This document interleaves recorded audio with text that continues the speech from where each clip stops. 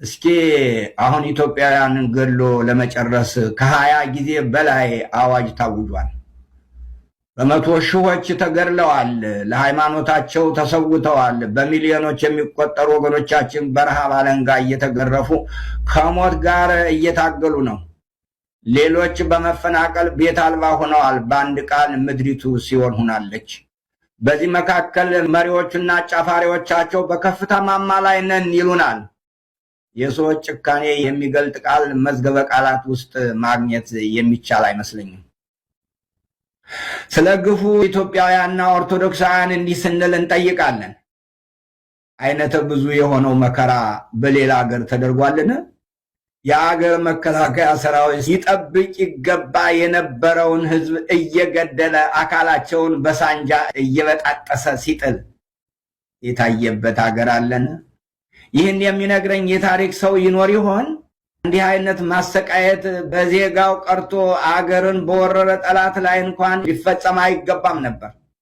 ሰቆቃወ ኦርቶዶክስ ዘኢትዮጵያ። እግዚአብሔር ከሰማይ እስኪጎበኘንና እስኪመለከት ድረስ ዓይኔ ሳያቋርጥ ዝም ሳትል እንባ ታፈሳለች። ከሁሉ አስቀድሞ በመላው ዓለም ለምትገኙ ኦርቶዶክሳውያን ወገኖቻችን እና ሰውን በሰውነቱ ለምታከብሩ ሁሉ ከእግዚአብሔር ከአባታችን ከጌታም ከኢየሱስ ክርስቶስ ጸጋና ሰላም ለእናንተ ይሁን። በዚህ ዘመን ኢትዮጵያዊ ሆኖ በኢትዮጵያ ተወልዶና አገሩን አውቆ ላደገ ሰው የአገሩ ሁኔታ የማያሳስበው የለም። ሁላችንም በገጠሪቱ ኢትዮጵያ ሆነ በከተማ ተወልደን አድገን በአንድም ሆነ በሌላ በኢትዮጵያውያን እናቶችና አባቶች ያልተደገፍንና በእነርሱ እርዳታ ያልተማርን የለንም። ስለዚህ ሁላችንም ላለንበት የበቃ ነው በእነርሱ ነው። በተለይም ኦርቶዶክሳውያን ካህናት በሀገሪቱ እየሆነ ያለው መከራ፣ ይበልጥም ቅድስት ቤተ ክርስቲያንና ልጆቿ እየደረሰባቸው ያለው መከራ እንቅልፍ ከነሳቸው መካከል መሆን አለብን። ሁላችንም ባይሆን ብዙዎቻችን እንቅልፍ አልባ ሌሊቶች እያሳለፍን እንገኛለን። ብዙ ጊዜ የምንጽናናው ግን በቅዱሳን አበው ነቢያት የተነገሩትንና የተጻፉትን ቅዱሳት መጻሕፍቶችን ስናነብ ነው። እነርሱ በተናገሩት ልክ ባይሆንም ባስተላለፉት መልእክት ተመርኩዘን መልእክታቸውን በማስተላለፍ ጭምር ነው። ነቢያት በተሰጣቸው ሀብተ ትንቢት በሀገር ላይ መከራ እንደሚደርስ ከመከራ ለመውጣት እግዚአብሔርን በልቅሶና በዋይታ የጠየቁትን ስናነብና ስናስተውል ኢትዮጵያን እያዩ ያለቀሱ ሆነው እናገኛቸዋለን። የእኛ ዓይን ኢትዮጵያን እግዚአብሔር ከሰማይ እስኪጎበኝና እስኪመለከት ድረስ ዝም ሳንልና ሳናቋርጥ እንባ እያፈሰስን እንገኛለን። የነቢያቱ መጻሕፍትን በማስተዋል ላነበበ ሰው በኢትዮጵያ እየተደረገ ያለው በዘመነ ነቢያት በእስራኤል የደረሰው ግልባጭ ሆኖ ያገኘዋል። በተለይም ሰቆቃወ ኤርምያስ ለዚህ አንዱ ማሳያ ነው። ነቢዩ አልቃሻው ወይም ሆደ ባሻው በመባል ይታወቃል። ይህን ስም ያሰጠው የዘመኑ መሪዎችና ሕዝቡም ሁሉ ያደርጉ የነበረው ዓመፅ ተከትሎ የሚመጣው መከራ በማየቱና ሐዘኑን በእንባ ስለገለጸና ይህንኑ እንባውን በጽሑፍ አስፍሮ ስላስነበበን ነው።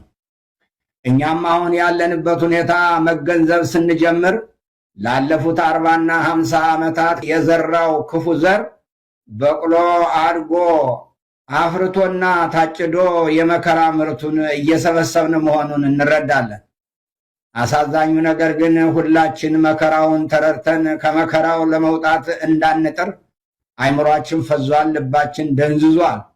ጊዜያችንና ዕውቀታችን መስጠት በሚገባን እውነት ላይ ከማሳለፍ ይልቅ በማይጠቅመውና ምንም ፋይዳ በሌለው ይባስም ብሎ ጉዳት በሚያመጣ ነገር ላይ ብዙ ጊዜ እናጠፋለን። አሁን ይህን እየጻፍኩ ያለው ለአይምሮ የሚከብዱ ብዙ አሰቃቂ መከራዎች በምድሪቱ እየተፈጸሙ እንደሆነ እየሰማንና እያየን ነው። እንስሳትን ለማረድ ይንሰፈሰፍ የነበረ ትውልድ የነበረባት ምድር ኢትዮጵያን መስዋዕት ማድረግ የየዕለት ተግባር ሆኗል። ኢትዮጵያውያን አካላቸው በቢላዋ እየታረደ፣ እግራቸው በምሳር እየተቆረጠ፣ ዓይናቸው እየወጣ፣ በድናቸው በጅብ ይበላል። መንግስታዊ ጭፍጨፋ ከዕለት ዕለት እየከፋ ነው። ተው የሚል ድርጅቱን የሚያወግዝ ቀርቶ ሐዘኑን የሚገልጥ መሪ እንኳን ልናገኝ አልቻልንም። በግፍ መገደላችሁም በጸጋ ተቀበሉና በየተራ ተሰዉ እየተባልን ነው። ግፍንና መከራን የሚያወግዝ ቢኖር ወንጀለኛ ተብሎ ይፈረጃል፣ ይከሰሳል፣ ተከሶም ወህኒ ይጣላል። ለእነዚህ እንዲያለቅሱ ላገዛዙ ላልተፈቀደላቸው ወገኖቻችን በእንባ የታጀበ ጸሎት ለፈጣሪያችን ማድረስ ይኖርብናል። ለዚህ ነው ይህንን ጦማር ሰቆቃ ኦርቶዶክስ ዘኢትዮጵያ ብለን እንጠራው ዘንድ የተገደድነው። ነቢዩ ነገሩ ቢከብደውና እኛን ሆኖ ሰቆቃ ኤርምያስ ብሎ ብዙ የእንባ ስንኞችን የዘረዘረው፣ እኛም የእርሱን እንባ ተውሰን እንባችን እንደ ክረምት ጎርፍ እናወርዳለን እናነባለንም። መሐሪና ርኅሩህ አምላካችን እግዚአብሔር ይሰማናል ብለንም እናምናለን። ነቢዩ ልቅሶውን የጀመረው እንዲህ በማለት ነው። ሕዝብ የሞላባት ከተማ በሌሊት እጅግ ታለቅሳለች፣ እንባዋም በጉንጯ ላይ አለ፣ የሚያጽናናት የለም። ወዳጆቿ ሁሉ ወነጀሏት፣ ጠላትም ሆኑባት፣ የራሷ ልጆች ሳይቀሩ ጠላት ሆኑባት ብሎ ሊጨምርበት ይችላል። ሰቆቃወ ኤርምያስ ምዕራፍ 1 ቁጥር 2 ነው። ይህ ሰቆቃወ የኢትዮጵያና የኢትዮጵያ ኦርቶዶክስ ተዋሕዶ ቤተ ክርስቲያን ነው። ምክንያቱም የራሷ ልጆች እርስ በርሳቸው ይበላላሉና፣ ወንድም ወንድሙም በቢላዋ እያረደ ሲጫወት እያየች በዚህ ያላዘነች ያላለቀሰች ቤተ ክርስቲያን በምን ልታዝንና ልታነባስ ትችላለች? ኦርቶዶክሳውያን በየደረሱበት የሚታረዱ ከሆነና በምድሪቱ ወጣቶች በመንግስት አስተባባሪነት እርስ በርሳቸው የሚጨፋጨፉ ከሆነ የሰቆቃ ጊዜ ከማለት ውጭ ምን ብለን ልንጠራው እንችላለን? በየቀኑ ጆሮን ጭው የሚያደርጉ የጭካኔ ጥግ ከታየ ከዚህም በላይ የሚያስለቅስ ምን ሊመጣ ይችላል? ክቡር የሆነው የሰው ልጅ አውሬ ሆኖ ራሱን ሲበላ ከማየት የበለጠ ቅስም ሰባሪና አሳዛኝ ነገር ከቶ ሊገለጥም ይችል ይሆን? ነቢዩ የእንባው ጅረት ሊቆምለት ባለመቻሉ የሚያለቅስበትን ምክንያት በበቂ መልኩ ዘግቧል። ዓመት በዓል የለም፣ ቤተ መቅደስ ፈርሷል፣ ካህናት ታርደዋል ይልና ወደ ዓመት በዓል የሚወጣ የለምና የጽዮን መንገዶች አለቀሱ፣ በሮቿ ሁሉ ፈርሰዋል፣ ካህናቶቿ እየጮሁ ያለቅሳሉ፣ ደናግሎቿ ተጨነቁ፣ እርሷም በመሬት ላይ አለች። ሰቆቃወ ኤርምያስ 1:4 ነው። ሁሉም ዋይታ ነው። ካህናቱ በጩኸት እየተጨነቁ ናቸው። ዓመት በዓል የሚባል ነገር ሊታሰብ አይችልም። የቤተ መቅደሱ በሮች የፈራረሱ ሲሆን ምዕመናን በእንባ እየታጠቡ የሚውሉና የሚያድሩ መሆናቸውን አብራርቷል። ነቢዩ አሁንም ኢየሩሳሌምን ጭንቀቷን ሲተነትን የኢትዮጵያ ኦርቶዶክስ ተዋሕዶ ቤተ ክርስቲያንን እያሰበ ይመስላል። ኦርቶዶክስ መሆን እርግማን እስኪመስል ድረስ የመከራ ዶፍ በአገልጋዮችና በምዕመናን ላይ እየወረደ ነው። ኦርቶዶክሳዊ ተዋሕዶ ቤተ ክርስቲያን አጽናኝና ፍታታ ትጮኻለች። ነቢዩ ለእስራኤል የተናገረው ለእኛ ሆኖ እናገኘዋለን። እኛም እሱን ተገብረን መከራውን ሲገልጥም እንዲህ ይላል፣ የሚያጽናናኝ ነፍሴንም የሚያበረታታ ከኔ ርቋልና ስለዚህ አለቅሳለሁ፣ ዓይኔ ውሃ ያፈሳል። ጠላት በርትቷልና ልጆች ጠፍተዋልና። ሰቆቃወ ኤርምያስ 1:16 ብሏል። ነቢዩ ለእስራኤል ሲያነባ ክፉና በጎ ቀኝና ግራ የማያውቁ ሕፃናት ደም ሲፈስ አካላቸው የአውሬ ቀለብ ሲሆን እያየና በቅርቡ በአርሲ ከሕፃን እስከ አዋቂ በአንድ ቤት የታረዱትን ኦርቶዶክሳውያን በሩቅ እየተመለከተ መሆን አለበት። ይህን ከባድ ሐዘን በእንባው ሲገልጸው ሕፃኑና ጡት የሚጠባው በከተማይቱ ጎዳና ላይ ሲዝሉ ዓይኔ በእንባ ደከመች፣ አንጀቴም ታወከ። ስለ ወገኔ ሴት ልጅ ቅጥቃጤ ጉበቴ በምድር ላይ ተዘረገፈ። ሰቆቃወ ኤርምያስ ምዕራፍ 2 ቁጥር 11። ይላል። መሬቱን የሚያርስበት ሰላም አጥቶ እየተደበቀ አርሶ የበቀለለትን ቡቃያ የጨካኞች ወታደር በእሳት አቃጠሉበት። ይህም አልበቃህ ብሎ ጨካኝ ወታደሮች እናቱንና መነኩሴ አያቱን በደቦ ደፍረው ገለውበት፣ የቤቱን ሀብት ዘርፈው ወስደውበት ብቻውን የቀረ ልጅ እንዲሁም በወለጋ እናቱ ተገላ ከአስከሬኑ ጋር ሆኖ ያለቅስ የነበረ ልጅ አይቷል። የነቢዩ እንባ መጉረፉን ቀጥሏል። በከተማ ጎዳና እንደተወጋ ሰው በዛሉ ጊዜ ነፍሳቸውን በእናታቸው ብብት በወጣች ጊዜ እናቶቻቸውን እህልና የወይን ጠጅ ወዴት አለ ይሏቸዋል። ሰቆቃወ ኤርምያስ ምዕራፍ 2 ቁጥር 12 ነው ማለት ነው። የሚበላ የሚጠጣ ጠፍቶ በረሃብ ጣር የሚሞቱ ኢትዮጵያውያን ብዛት እናታቸው እንዳትቆጥራቸው እሷም ተገድላለችና ትውልድ ይቁጠረው። በነቢዩ ዘመን የነበሩ አይሁድ ይመሩት የነበረው የመከራ ሕይወት ዛሬ በኢትዮጵያ ሚሊየን እናት አባቶች እና ልጆች ታሪክ ሆኗል። ነቢዩ ኢየሩሳሌም ኢትዮጵያን አጽናኝ ፈዋሽ እንደሌላት ሲተነብይ የኢየሩሳሌም ሴት ልጅ ሆይ ምን እመሰክርልሻለሁ? በምንስ እመስልሻለሁ? ድንግሊቱ የጽዮን ልጅ ሆይ ኢትዮጵያ ሆይ የኢትዮጵያ ኦርቶዶክስ ተዋሕዶ ቤተክርስቲያን ሆይ አጽናናሽ ዘንድ በምን አስተካክልሻለሁ? ስብራትሽ እንደ ባሕር ታላቅ ነውና የሚፈውስሽ ማን ነው? ሰቆቃወ ኤርምያስ 2:13 ብሏል። የሚፈውስ ጠፍቶ ምድር በመከራ ባህር ተውጣለች እንዳለ ነቢዩ ዛሬም እኛ ይህንኑ እንላለን። በራሳቸው ፈቃድ ማስተዋላቸውን የሸጡ ራሳቸውን በሰበሩ ተሰብረናል ባዮች የምድር ስብራት የሚያመጣውን መከራ መገንዘብ የተሳናቸው ለራሳቸው ጥቅም ብቻ የቆሙ ማህበረሰብን ለድህነት የሚዳርጉ በድሃ የሚዘፍኑ በሞት የሚሳለቁ ድሃ ሲያዩ የሚፈነድቁ ለክብር ያበቃቸውን ሕዝብ የሚንቁና ወደ ድህነት ጉድጓድ የሚጥሉ ጨካኝ መሪዎች በሆኑበት ምድር ላይ ይህን ማለት እንዴት ይነስ? ዛሬ ሰቆቃወ ኦርቶዶክስ ዘኢትዮጵያ ብንል የሚሞግተን ማን ነው?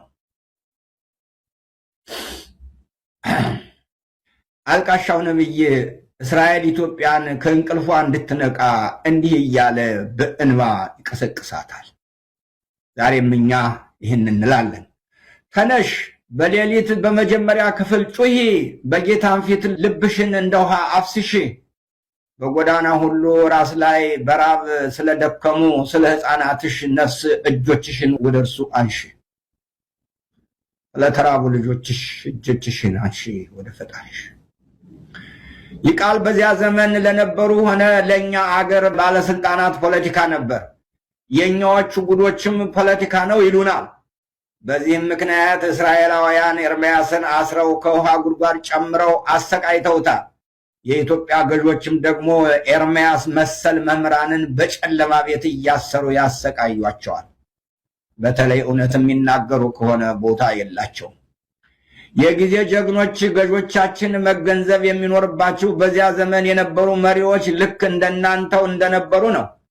አሳዛኙ ነገር ግን ምንም ቢዋሹ ከፈሩት ጥፋት አላመለጡም። ለእናንተ ያየነውንና የምንኖረውን እውነት መናገር መግለጽ ፖለቲካ ነው። እግዚአብሔር ግን ሁሉን ያያል ይመለከታልም፣ ከዚያም ይፈርዳል።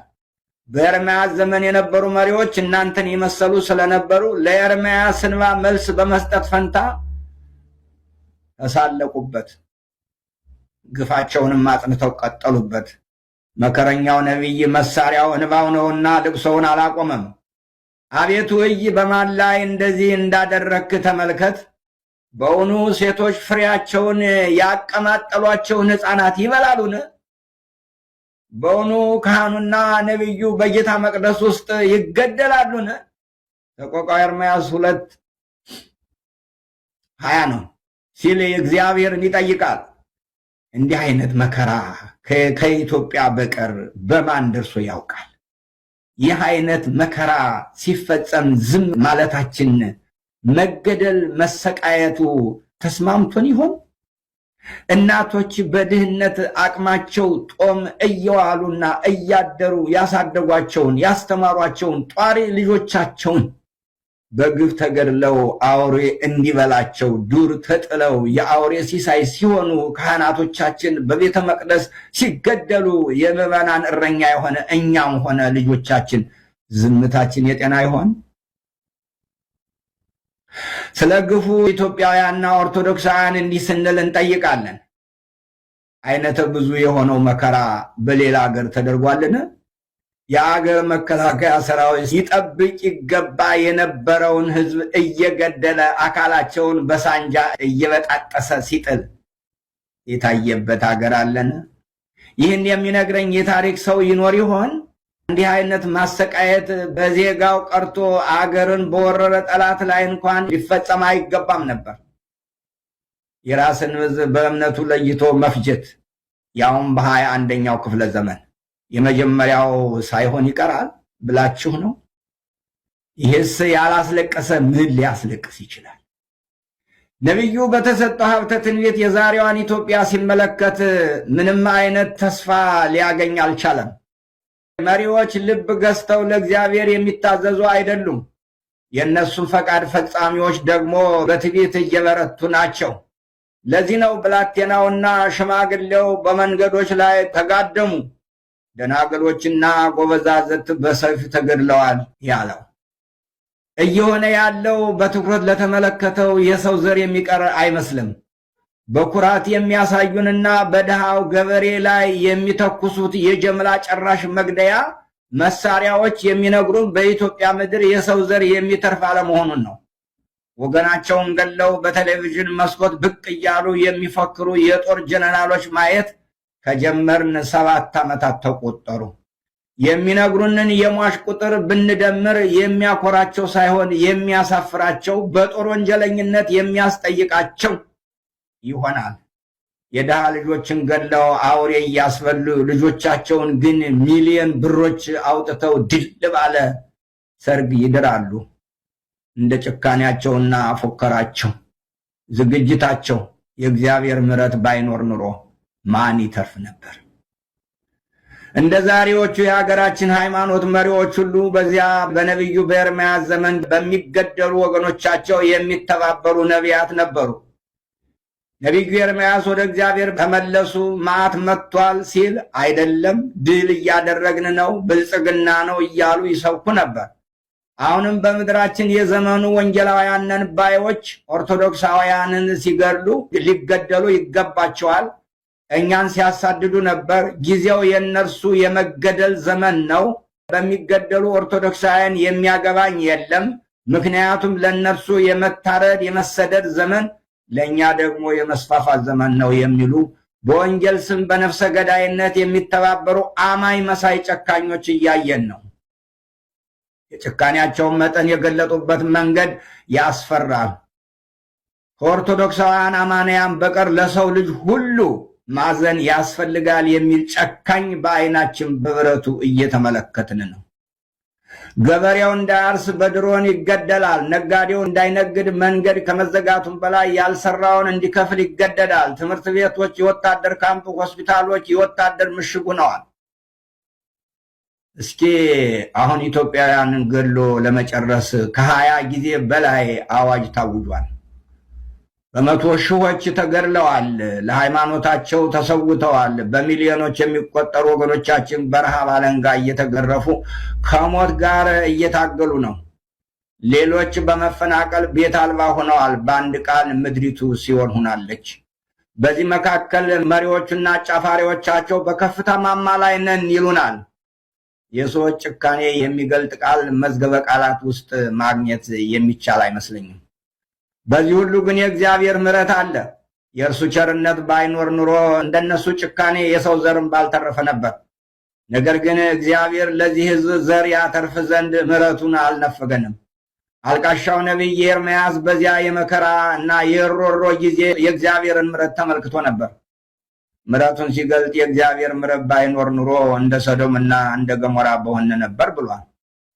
ሲያክልም ያልጠፋ ነው ከእግዚአብሔር ምሕረት የተነሳ ነው። ርኅራኄው አያልቅምና ማለዳ ማለዳ አዲስ ነው። ታማኝነት ብዙ ነው። ነፍሴ እግዚአብሔር ዕድል ፈንታዬ ነው፣ ስለዚህ ተስፋ አድርገዋለሁ አለች። በዚህ መልክ የእግዚአብሔርን የማያልቅ ምሕረት ሲገልጡ ለእኛም ተስፋ ይሆነናል። የእግዚአብሔር ምሕረት አለ። ስለዚህ ዓለም በክፉዎች ክፋት ብትያዝም ብትሞላም ክፉዎች የፈለጉትን ያህል አይሄዱም። ቅዱስ መጽሐፍም ታሪክም የሚያስተምሩን ይህንኑ ነው። ታሪክ ከዚህ ሲደርስ ራሱን ሊለውጥ አይችልም። እኛም እንመክራለን። የሀገር መከላከያንን ብላችሁ ራሳችሁን የምትጠሩና በኢትዮጵያውያን ግብር ከፋዮች ገንዘብ ቅምጥል ኑሮ የምትኖሩ ራሳችሁን ጠይቁ። ሰዎች ከሆናችሁ ምን እያደረጋችሁ እንደሆነ ዘወር ብላችሁ ተመልከቱ። ወገናችሁን በመጨፍጨፍ 7 ዓመት ሞላችሁ። ምን አተረፋችሁ? ዘመድስ የላችሁም? ሴቶች እህቶቻችንን በቡድን ስትደፍሩና ስታስደፍሩ አይቀፋችሁም? ሴት ልጅስ የላችሁም? የተወለዳችሁትስ ከሴት አይደለም? ሕሊና የሚባል ነገር አልፈጠረባችሁም? ባለፉት 7 ዓመታት የፈጃችሁት ሕዝብ ቁጠሩት። ምን እያደረጋችሁ ነው? ምንስ አተረፋችሁ? እናንተ ገለን እንጨርሳለን ብትሉ እንኳን መግደል ቀርቶ መኖር የማትችሉበት የፍርድ ጊዜ ይመጣል። ይህን እውነት ልታውቁ ይገባል። ሕዝብን ገላችሁ አትጨርሱም። ወንጀላችሁ በዓለም ላይ ያጋልጣችኋል። የምትሰሙኝ ከሆነ ልንገራችሁ፣ የመጸጸቻና ንስሐ የመግቢያ ጊዜያችሁ አሁን ነው። ሳይመሽባችሁ ተመለሱ።